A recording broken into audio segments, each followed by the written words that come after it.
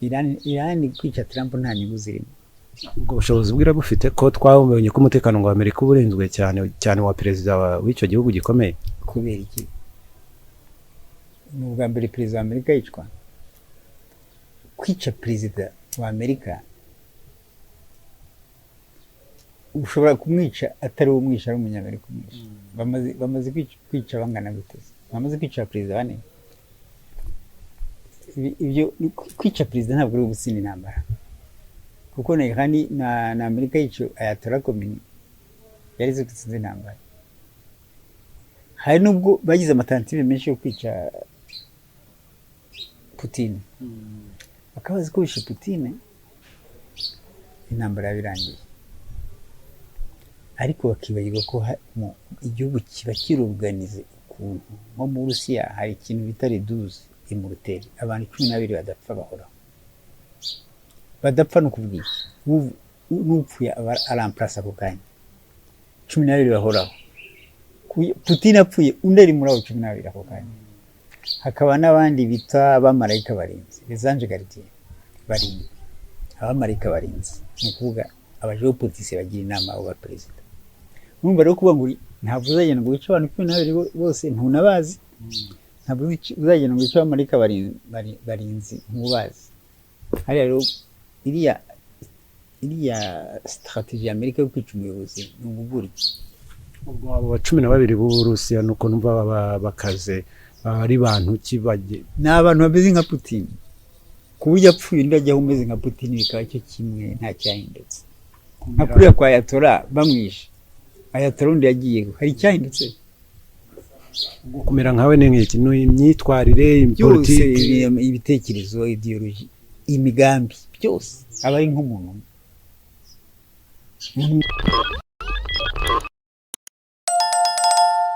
Reka tubasuhuze kandi tubahe ikaze kuri Dezumu TV 24, turakanda subscribe na kamenyetso. Ubu tuvugana twicaranye na Dr. Lusa, tugiye kuganira ku ngingo ikomeye irimo abahuti n'umutwe ukomeje kugarukanaho nyuma y'aho intambara ya Amerika na Iran ikomereye, akajyaho ibigendanye n'ibiganiro hagati ya Leta Zunze Ubumwe za Amerika na Iran byaganishaga ku masezerano, byose bikagenda bipfapfana. Haje icyizere cy'uko umuhora wa Hormuz ufunguwe, ibitangazamakuru bikagenda byandika yuko bikomoka kuri petrol, hari icyizere yuko bigiye kugabanuka. Hadaciye kabiri umutwe witwaje intwaro w'abahuti ufite icyicaro muri Yemen watangaje ko uzajya ugaba ibitero ku bwato buri kunyura mu nyanja itukura, cyane cyane buvanye ibikomoka kuri petrol mu bihugu birimo na Arabia Saudite. Kugeza ubu birasa nkaho umuhora wa Hormuz n'abahuti cyangwa abahuti ari ikibazo cyane cyane kuri uyu muhora wo muri Hormuz. Reka Dr. Samun wenda tubabaze abahuti kubera iki ubu ari ikibazo gikomeye cyane cyane kuri uyu muhora. Ubundi nta kibazo kiri ku bahuti, nta kibazo kiri kuri Iran, kuri ya muhora nta kibazo gihari. Ikibazo ni Amerika. Abahuti bavutse kubera iki? Abahuti babaye kubera iki? Yemen ntuyizi, igihugu bita Yemen ntukizi, ntabwo kizi. Amerika so yagiteye bakagicamo kabiri kikaza kwisubiranya. Bari abahuti bavutse juste kubera iya ntambara mu gihugu cyabo, kuko ntabwo ibindi bihugu byashakaga ko Yemen bayicamo kabiri. Urabona Yemen ifite igice kimwe cy'ubutayu n'ikindi bahitaga ngo Yemen iri heze n'indi Yemen iri marere, ifite desert. Ariko ntibamenye ko ifite desert harimo petroli. Amerika icamo kabiri yazitandukanye.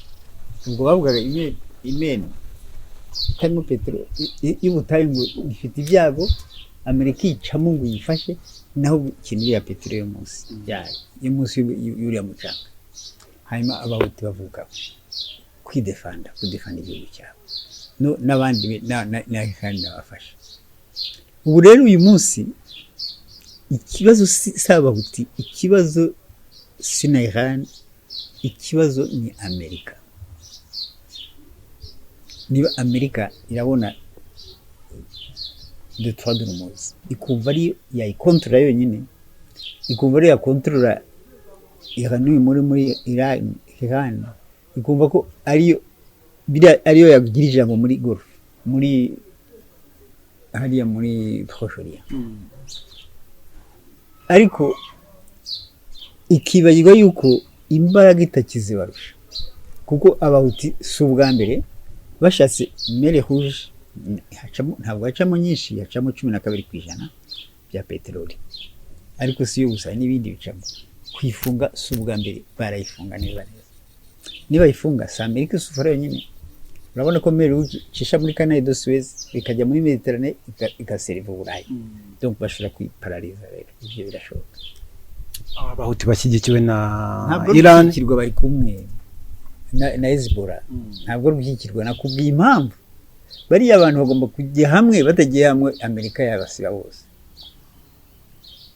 kuba abahuti noneho binjemo mu buryo nabo bweruye muri iyi ntambara kandi ntabwo ari ubwa mbere bimaze iminsi ntabwo ari ubwa mbere kuko abahuti barareyagisa niyo ari Israel kumwe Amerika cimi Israel ikaba ari rwanira muri za Libani he abahuti baba hari buri gihe kudefanda abapalestiniens yes kuko Palestine Israel yaje muri Palestine atari wabo ifata 55% ya territoire yabo ntabwo byashimishije abandi barabu ntabwo byabashimishije ariko noneho ntiyabifata ngo menye ko nabifashe atari ibyayo ibashyiraho na ogeisha kubereka ko batari abantu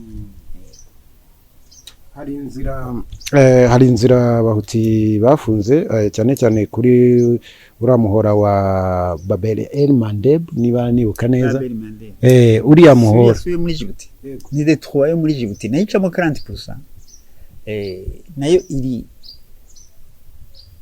iri ya Detroit uciye no kuri pole ya Somalia Amerika isenya Somalia shakiriya pole ya Somalia ifite pole muri Corne de l'Afrique izo Silva Yemen izo zihuza Uburayi na Yemen izo zihuza Afrika na Yemen ni ibihugu abahuti bava rero uriya muhora kugeraho ni wabo uri hafi yabo cyane Djibouti ni igihugu kiri strategique nacyo gituma harama icyo gihugu muri Afrika gifite amabaze militaire y'ahandi kirimo ibihugu birindwi byose kirimo amabaze militaire ibihugu birindwi muri Djibouti kangana gute gatoya 20 km kare zirashika sa ahubwo hasi y'u Rwanda ziko rumana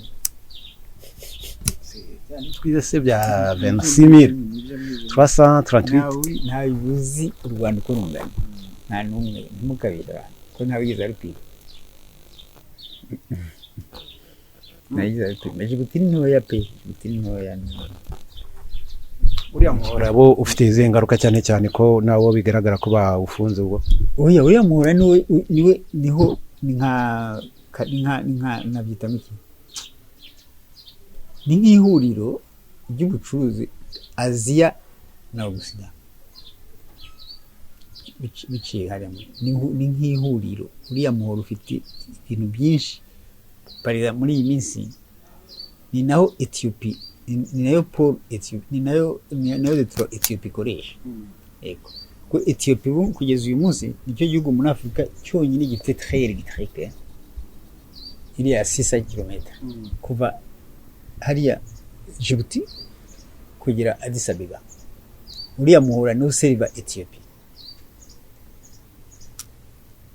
kuri Afrika bifite izengaruka cyane cyane niba ugera no ku gihugu cya Ethiopia urumva kuri Afrika twebwe Afrika ni isa nitabaho ibigize ingaruka kuri ibyo bihugu biduha peteroli ingaruka ziza kuri Afrika ariko niyo peteroli yavuye muri Afrika ntituyibona peteroli yavuye muri Afrika ari umusayi ariko kugira ngo tuyibone nuko irinda kuva iwabo kandi niba biraca ni ibyo yatunganyijwe ikanahagera inaduhenze kandi yaturutse n'iwacu umuntu yakwibaza intambara noneho nubwo abahuti muvuga ko bari basanzwemo ni nabyo ariko bigaragara ko Iran ifite amaboko manini cyane leta zunze ubumwe za Amerika zitakekaga kandi impande zombi zikomeje kugabana ibitero none mu maherezo amaherezo Amerika byatangiye Amerika yatangiye kubona ko nta mbaraga igifite isa naho yemeye noneho ko yatsinzwe kuko amatentative yari yagize ahagije igasanga nta kintu kimwe yahinduye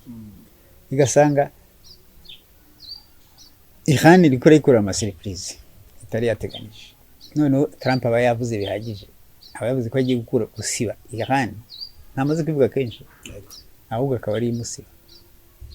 Ejo bundi yabisubiyemo avuga ko noneho uko Iran izajya igaba ibitero ku birindiro bya Amerika nayo izajya isenya ibikorwa remezo bya Iran birimo n'ibiraro n'ibiti byose. Yaragerageje ariko ntacyo bivuze gusenya ibikorwa civile, ntacyo ukoze. Abona ko akundi Ukraine yajyaga irasa mu Burusiya ukasubira atacyo bivuze, ariko Uburusiya bwagenda bukarasa ahantu bakorera amadrone cyangwa babika amadrone, bukarasa ibintu militaire, ugasanga ahubwo no imbaraga zo kurwana zirashize.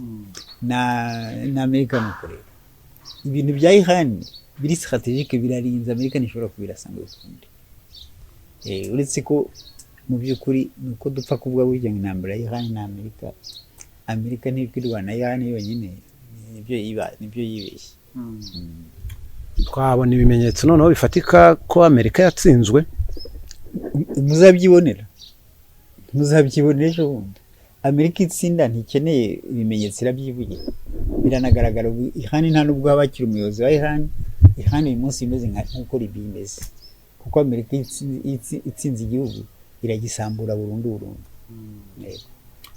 Tukikuvuga kuri Amerika na Iran, kuva umuyobozi w'ikirenga wa Iran yajyaho ntaragaragara mu ruhame, inkuru zikomeza gucicikana, bakavuga ko bishoboka ko amasasu yamukomerekeje cyane, hakaba n'abavuga ko bishoboka kuba yaritabye Imana.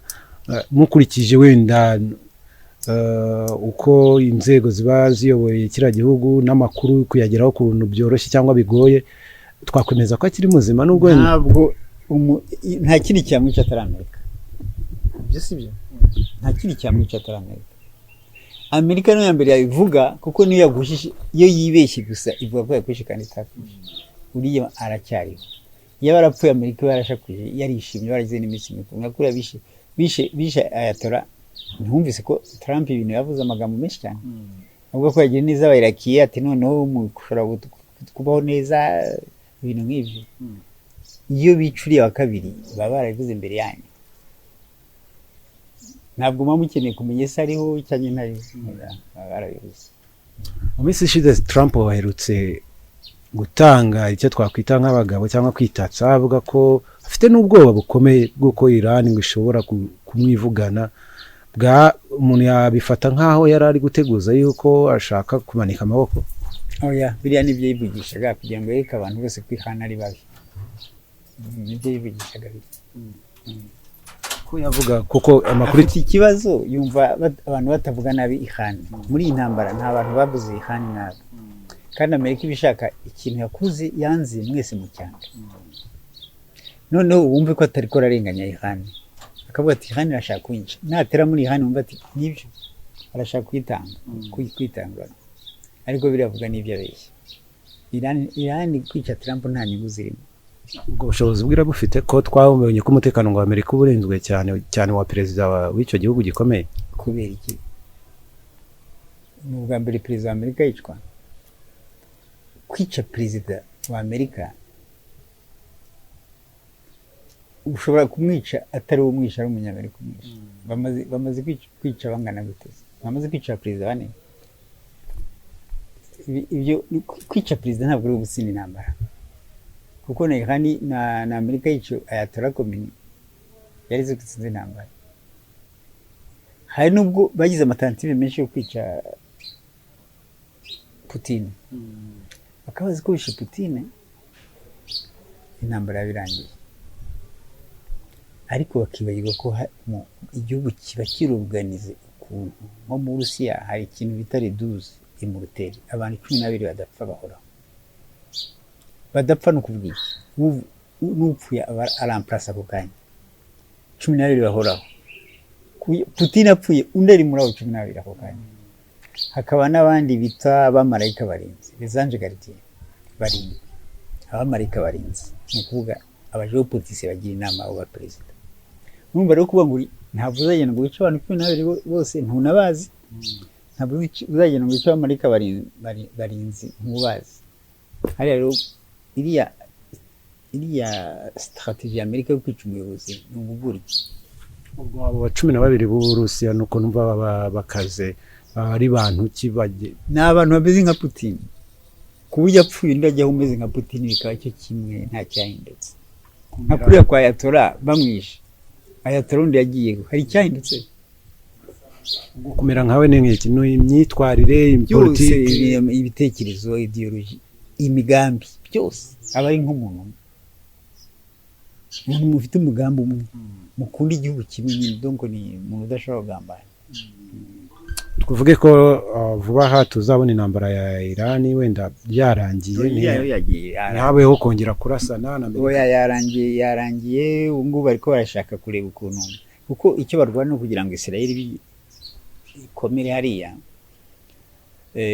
hanyuma icyo byeretse Amerika nuko byayeretse yuko n'ibihugu bitaga inshuti muri Prussia yabishobora kuyicika cyari cyane Arabie Saoudite bashaka kureba bazi ko bakonseriva Arabie Saoudite ni Arabie Saoudite avuga ngo barifasha gushaka arme nucléaire n'ibyo barimo nta bindi turashimire cyane murakoze namwe